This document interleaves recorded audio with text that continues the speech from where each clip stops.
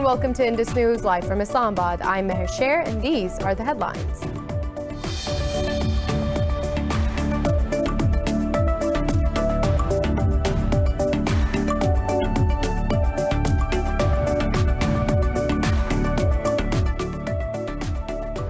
With millions of votes yet to be counted, both President Donald Trump and his Democratic rival Joe Biden have predicted victory in the U.S. presidential election. Speaking to supporters at the White House, Trump said he has an unassailable lead in most battleground states.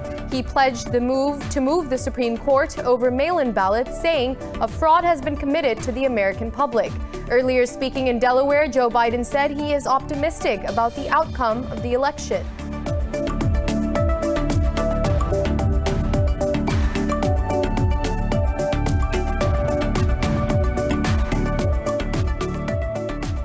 The Afghan government says 13 Taliban fighters have been killed in an airstrike in southern Kandahar province. The defense ministry says the raid was carried out after the Taliban attacked Afghan forces posts in the Panjwai district. However, the Taliban have rejected the claim.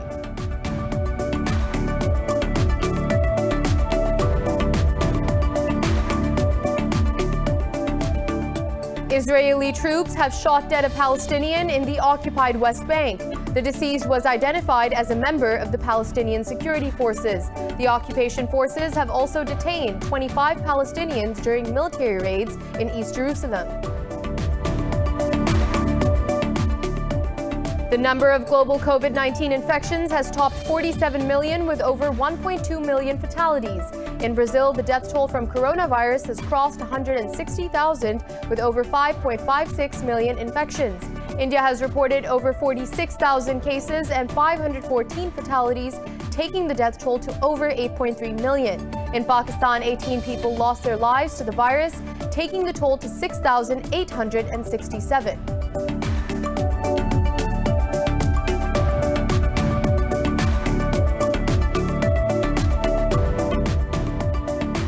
Pakistan's Olympic gold medalist, hockey player RASHEED Jr. has died at the age of 79. RASHEED was one of the best center forwards of his time. He was the only sportsman in Pakistan to have won gold, silver, and bronze medals in the Olympics.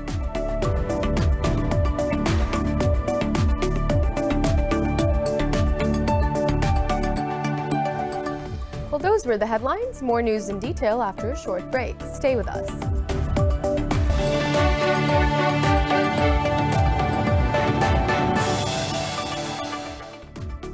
Welcome back. With millions of votes yet to be counted, both President Donald Trump and his Democratic rival, Joe Biden, have predicted victory in the U.S. presidential election. Both of them are neck and neck in many key states. More in the following report. Confusion, delayed results, mounting anxiety, claims of victory, and allegations of fraud have turned the race for the White House into a nail-biting thriller. With millions of votes yet to be uncounted in most battleground states, President Donald Trump took to the podium in Washington to declare victory. And we were getting ready for a big celebration. We were winning everything, and all of a sudden it was just called off. The results tonight have been phenomenal, and we are getting ready. I mean, literally, we were just all set to get outside and just celebrate something that was so beautiful, so good. Such a vote, such a success. The citizens of this country have come out in record numbers. This is a record. There's never been anything like it to support our incredible movement. Trump also pledged to move the Supreme Court over mail-in ballots, saying a great fraud has been committed to the American public. The Biden campaign says if Trump goes to court to prevent proper tabulation of votes, Democrats will resist that effort legally. Earlier, speaking in Delaware, Joe Biden also asserted he was confident of winning the contest once the votes are counted. But he said Americans might have to wait more than 48 hours for the final results. We knew because of the unprecedented early vote and the mail-in vote that it was going to take a while. We're going to have to be patient until the hard work of tallying the votes is finished. And it ain't over till every vote is counted, every ballot is counted.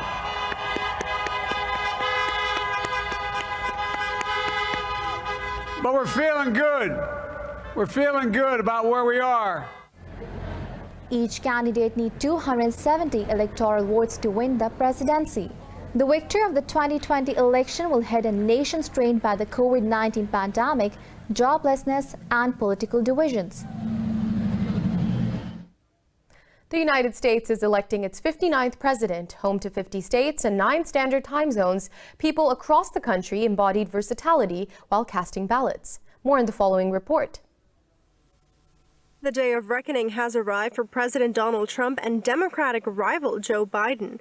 Iconic landmarks in New York City were lit in red, white, and blue, and no American was a no-show for the 2020 presidential election. In true Texas style, voters arrived by horseback at a polling station in Houston.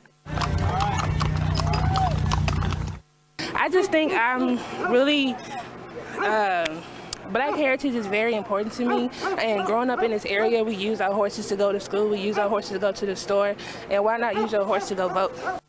In Los Angeles, voters were treated to a musical accompaniment by a mariachi band as they cast their ballots at Dodger Stadium. The band serenaded 73-year-old first-time voter Salvadora Martir as she made her choice for president. They shouldn't treat immigrants badly, like we are worthless, because we are people too, like you. We also need help from the government. For the first time ever, inmates at the Denver County Jail in Colorado were allowed to vote in person. In other events, rapper Kanye West cast his first ever vote in a presidential election for himself. And with more on the U.S. has formally exited the Paris Agreement in fulfillment of President Donald Trump's long-due promise. The agreement pledged a drastic reduction in emissions by cutting fossil fuel usage to counter climate change. Trump had announced Washington's withdrawal from the global pact to fight climate change in 2017. But UN regulations meant his decision only takes effect today, after the U.S. election. UN Framework Convention on Climate Change Executive Secretary Patricia Espinosa has regretted U.S.'s move.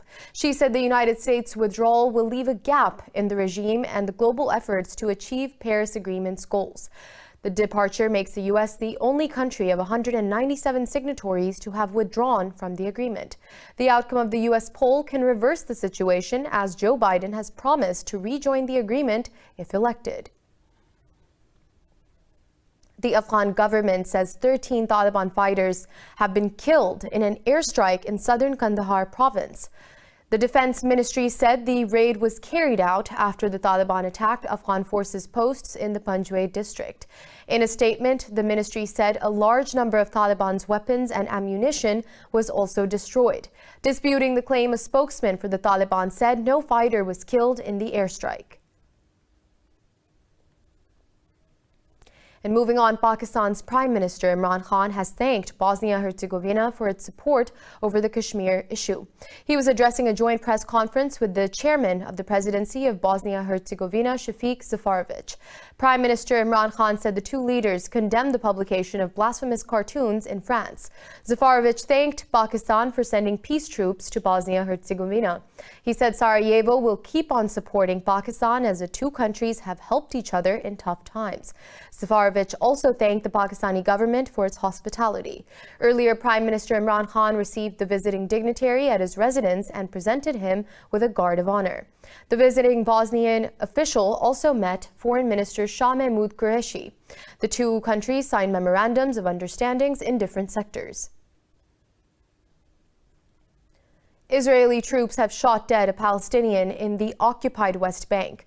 The deceased was identified as a member of the Palestinian security forces. Eyewitnesses say Israeli soldiers prevented Palestinian medics from approaching the vehicle he was driving despite his serious wounds. He bled to death. The occupation forces have also detained 25 Palestinians during military raids in East Jerusalem. Israel has intensified atrocities in Palestine as the U.S. is pushing more Arab countries to normalize ties with Tel Aviv. Moving on, Azerbaijan says its troops have forced Armenian army to retreat from the frontline areas in Tartar and Akjabedi regions. The Azeri Defense Ministry says its forces retaliated to a fresh round of attacks by Armenia on the villages in these regions. In a statement, the ministry said Azeri forces killed a number of Armenian troops. It said they also destroyed a large number of Armenian tanks, howitzers, and military trucks. The ministry added Azeri troops are monitoring the operational situation at the moment. Over 1,100 people have been killed since clashes over the Nagorno-Karabakh region erupted on the 27th of September. Now, Swiss police have arrested 2 men for their possible links to the primary suspect in the deadly terror attack in Vienna. In a statement, the police confirmed that both men are Swiss citizens and were arrested in the city of Winterthur. The police said the arrests were made in coordination with the Austrian authorities. Meanwhile, at least 14 people have been arrested in Austria following the attack in central Vienna. Austrian Interior Minister Karl Nehammer has said there was no evidence of the second perpetrator so far involved in the attack. Austria has declared a 3-day national mourning after the attack that left 4 civilians dead and 22 others injured. Meanwhile, ISIS has claimed responsibility for the attack without providing evidence. Meanwhile, 2 Turkish and a Palestinian male are being hailed as heroes for helping save a policeman and 2 women during a gun attack in Vienna. A 23-year-old Palestinian, Osama Juda, was working at a nearby restaurant when the gunman started shooting at people in the street. Juda braved the attacker. A 23-year-old Palestinian, Osama Joda, was working at a nearby restaurant when the gunman started shooting at people in the street. Joda braved the attacker to bring the wounded police officer to an ambulance. He was assisted by 2 Turkish Austrians, Mikhail Ozan and Recep Tayyip Gültekin. Gültekin got hurt with a pellet while carrying a wounded woman to a restaurant. Though police told them to stand back for their own safety, the expats took the social responsibility to help people. The Vienna police thanked Joda by honoring him with a medal, while Turkish President Tayyip Erdogan called Ozan and Gültekin and told them to continue to help Austrians. Turkish Foreign Minister Mevlut Cavusoglu has also hailed the 2 men, saying they did what a human, a Muslim, and a Turk should do. And moving on, China says the U.S. sends out wrong signals to Taiwan on potential drone sale deal. This comes after the U.S. State Department approved a $600 million sale of armed drones to Taiwan. Chinese Foreign Ministry spokesperson Wang Wenbin said Beijing will take legitimate responses in light of the changing circumstances. Earlier, the U.S. State Department said the notification to Congress is the last step before finalizing the weapon sale. It said the notification gives Congress 30 days to raise objections to the transfer of technology to Taiwan. And South Korea has resumed tours to the southeastern part of the demilitarized zone, which divides the 2 Koreas. The move comes as the country's military held a North Korean man who crossed the heavily protected border.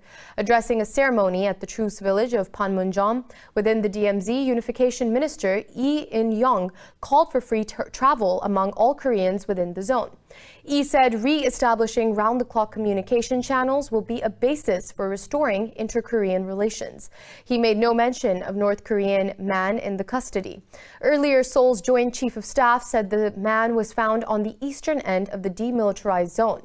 He added there was no unusual movement among Pyongyang's troops.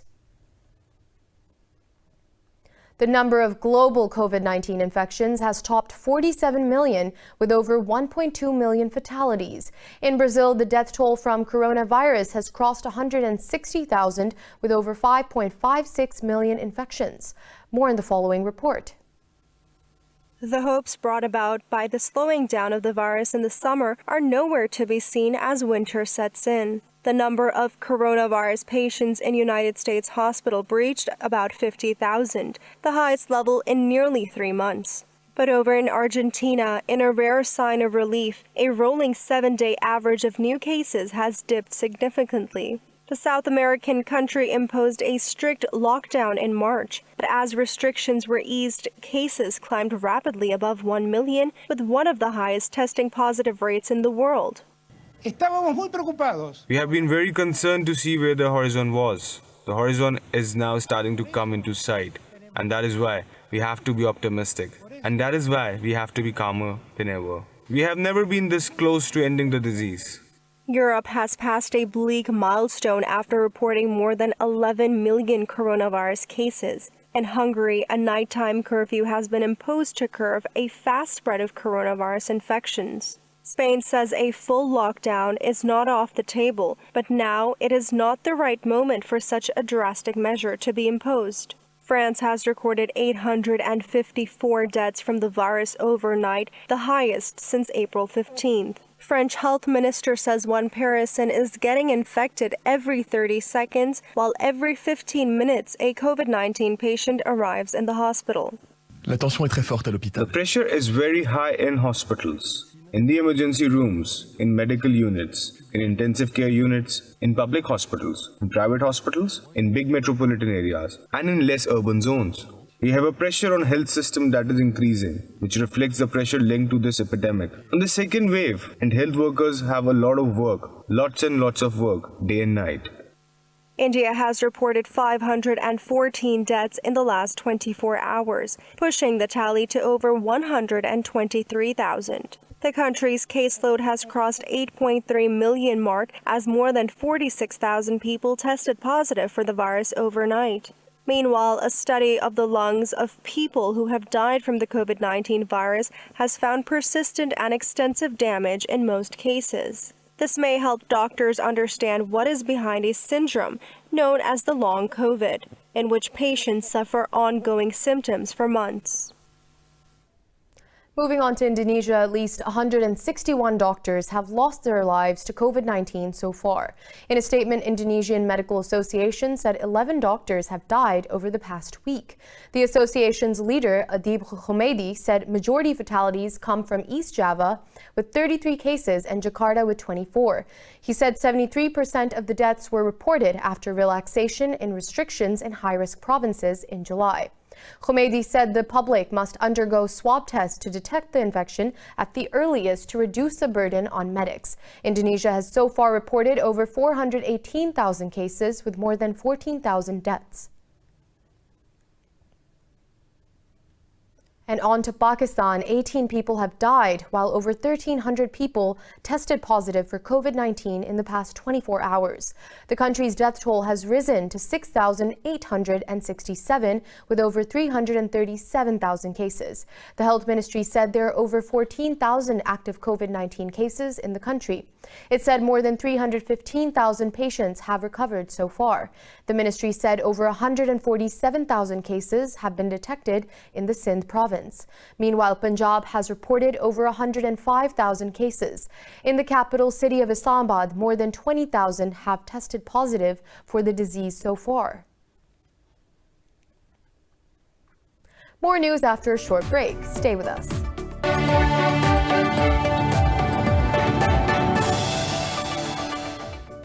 Welcome back. Ethiopia's government has declared a 6-month-long state of emergency in opposition-held Tigray region. Prime Minister Abiy Ahmed says he has authorized a military operation in Tigray as the regional administration has crossed red lines. In a statement, Ahmed said Tigray People's Liberation Front launched an attack on Federal Army camp. He said the attack resulted in many deaths, injuries, and property damage. The authorities have also shut down telephone and internet services in Tigray. Meanwhile, Tigray's administration said it has banned flights from its airspace after the announcement of the military operation. Tensions between federal and Tigray's government have escalated recently, with both sides trading blame of plotting to use military force. In Cameroon, 11 primary school teachers have been kidnapped from 2 schools in the restive northwest region. The school authorities say armed separatists stormed the premises in Kumbo town. Officials said gunmen initially abducted the students as well, but later released them with a warning not to go to school. The army said a search and rescue mission was underway. Armed separatists threatened to paralyze school activities in Cameroon until a ceasefire agreement is reached.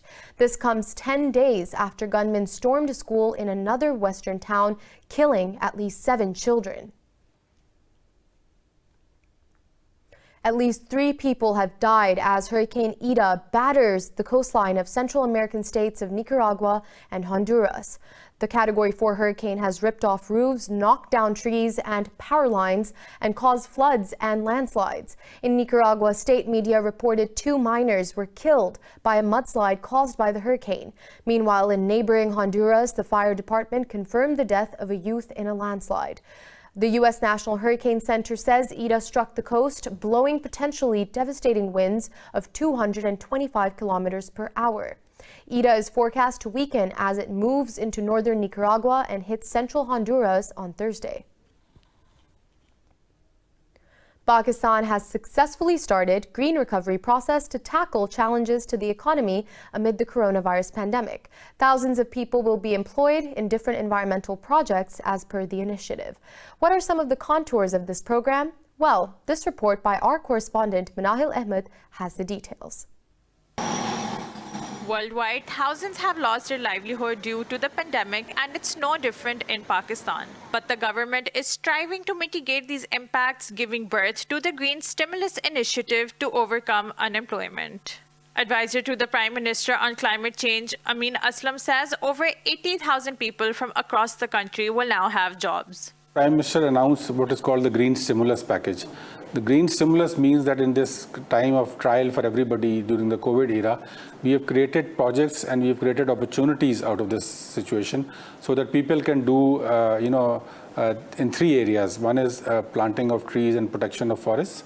We are hiring people. We have already hired about 84,000 people across the provinces. They've been done by the provincial forest departments, and we want to increase it to almost 6 lakh people. Moreover, the government is regulating brick kilns across Pakistan. Minister for Climate Change Zartaj Gul said, through streamlining these, new job opportunities will be created. Turning your brick kilns, especially there are more than 18 to 20,000 brick kilns in Pakistan. They are not registered, and they do not have money to turn its technology into green technology or zigzag technology. But even then, it's my government's first step to regulate actually this 18 to 20,000 brick kilns and turn them into zigzag technology. These efforts are a testament to Pakistan's resolve to not only counter environmental challenges but also unemployment setbacks. Manahil Ahmed, Indus News, Islamabad.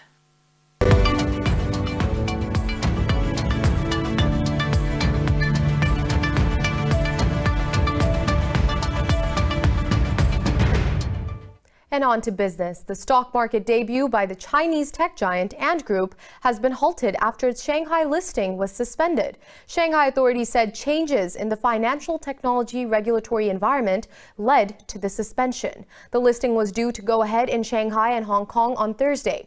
Ant Group, backed by billionaire Jack Ma, was set to sell shares worth about $34.4 billion. Ant runs Alipay, where cash, checks, and credit cards have long been eclipsed by e-payment devices and apps. Alipay says the total volume of payments on its platforms in China for the year ending in June was $17.6 trillion. Most European markets are trading lower as investors monitor the results of the U.S. presidential election. The pan-European stock 600 is hovering around the flat line, with banks shedding over 2%. London's FTSE edged up, while Frankfurt's DAX has slipped over 0.5%.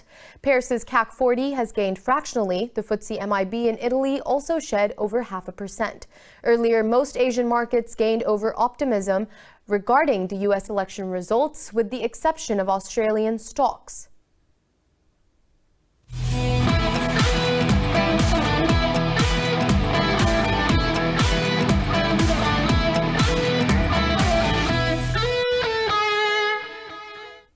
And moving on to sports news, Pakistan's Olympic gold medal winning hockey player Abdul Rashid Jr. has died at the age of 79.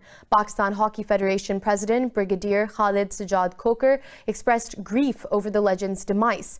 Rashid was one of the best center forwards of his time.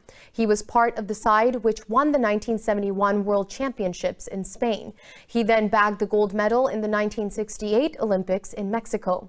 Rashid went on to win the silver and bronze medals in 1972 and 1976 games in Germany and Canada, respectively. And in football, Real Madrid beat Inter Milan 3-2 in their first Champions League win of this season. Madrid are now leveled with Shakhtar Donetsk on 4 points in the B group. Karim Benzema put Real in the lead, followed by Sergio Ramos capitalizing on the lead with a header. But Rodrigo was Real's hero as his late strike secured a win for his side. In another match, Liverpool thrashed Atalanta 5-0 with a terrific hat-trick from Doga Jota. Mohamed Salah and Sadio Mane also scored one for the Reds. With all 3 wins in Group D games, Liverpool are on top with 9 points. In Group A fixture, Bayern Munich defeated Red Bull Salzburg 6-2, maintaining their winning streak in the tournament. Robert Lewandowski scored twice, whereas Jerome Boateng, Leroy Sane and Lucas Hernandez scored one each for Bayern. Bayern are on top of their group with 9 points, followed by Atletico Madrid. Meanwhile, Manchester City downed Olympiacos 3-0 to remain on top of Group C with 9 points. In Argentina, legendary footballer Diego Maradona has successfully undergone a brain clot surgery. Football's great personal physician, Dr. Leopoldo Luque, said that he had coped well with the surgery. The doctor added that everything was under control and Maradona would now remain under observation. The footballer was admitted to the Ipenza clinic in Buenos Aires after suffering from anemia and dehydration. He was later transferred to the Olivos clinic in La Plata, where he underwent the 80-minute surgery. Fans rejoiced as the outcome of the surgery was announced.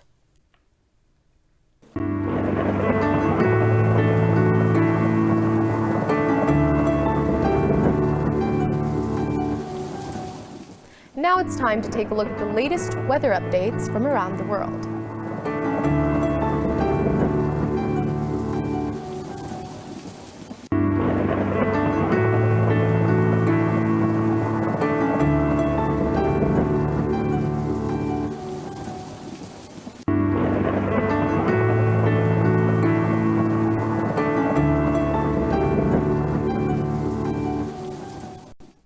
For the latest updates, you can follow us on social media at indus.news.